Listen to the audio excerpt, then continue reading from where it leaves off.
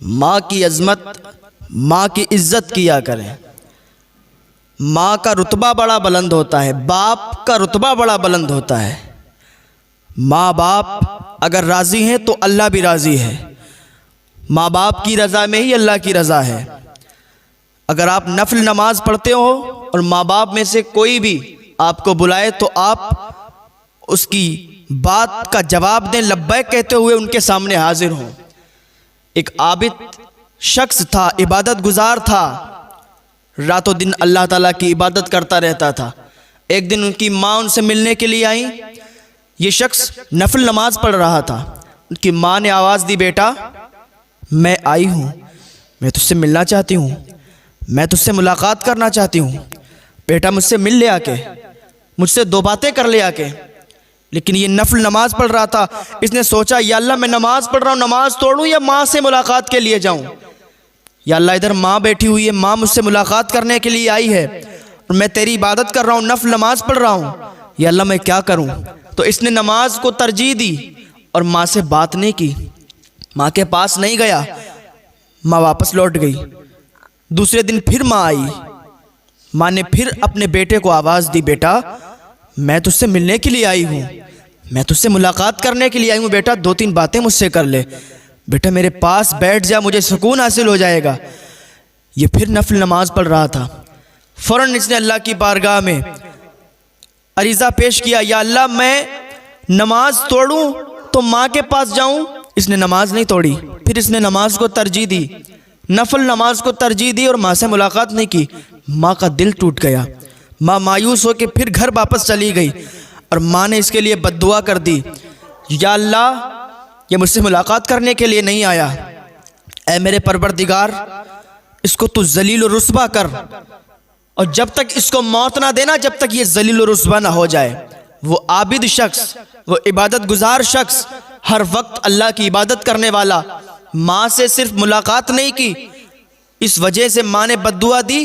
तो देखो क्या होता है। एक दिन ये नमाज पढ़ रहा है और ये जहाँ पर नमाज पढ़ता था वहाँ पर एक चरवाहा था जो बकरियाँ चराता था और वहाँ पर आराम करने के लिए बैठ जाया करता था।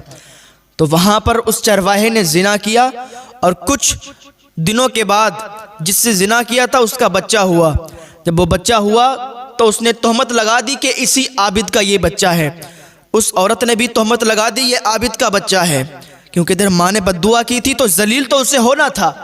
उस आबिद शख्स पर जब तोहमत लगी तो लोग आ गए अपने अपने हाथों में लाठी लेके।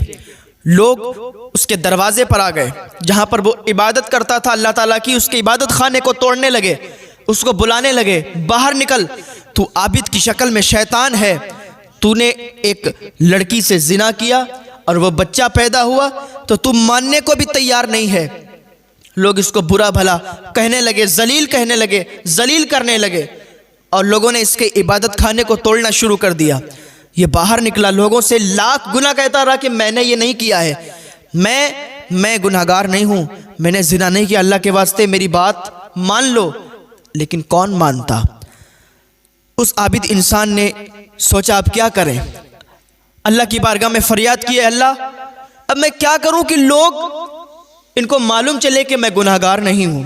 उस आबिद इंसान ने क्या किया, वो उसी बच्चे के पास, अभी छोटा सा बच्चा है, वो उस बच्चे के पास गया और कहा, ए बच्चे तुझे हजरत मूसा अलैहिस्सलाम का वास्ता है, तू बोल और बता कि तू किसका बच्चा है, तू किसका बेटा है। वो छोटा सा बच्चा बोलता है कि मैं फुला शख्स का बेटा हूं, मेरा फुला बाप है। जब इतना उसने कहा ना तो मजमे से नारों की सदाएं बुलंद हो गईं और लोगों ने उससे माफ़ी तलब की और कहा, मैंने जो तुम्हारा घर, तुम्हारा इबादत खाना तोड़ा है, मैं उसको सही कर दूंगा, सोने चांदी का बनवा दूंगा। उस आबिद ने कहा, तुम सोने चांदी का मत बनवाओ, जैसा मेरा इबादत खाना बना था तुम वैसा ही बना दो, क्योंकि उसे मालूम था कि माँ ने बद्दुआ दी है, माँ की बद्दुआ की वजह से मैं यहाँ जलील हुआ हूँ। तो माँ की बद्दुआ कभी मत लेना मेरे भाइयों, माँ से दुआएं ही लेना, बाप से दुआएं ही लेना। माँ बाप के कदमों के नीचे जन्नत है, माँ के कदमों के नीचे जन्नत है, तो बाप जन्नत का दरवाज़ा है।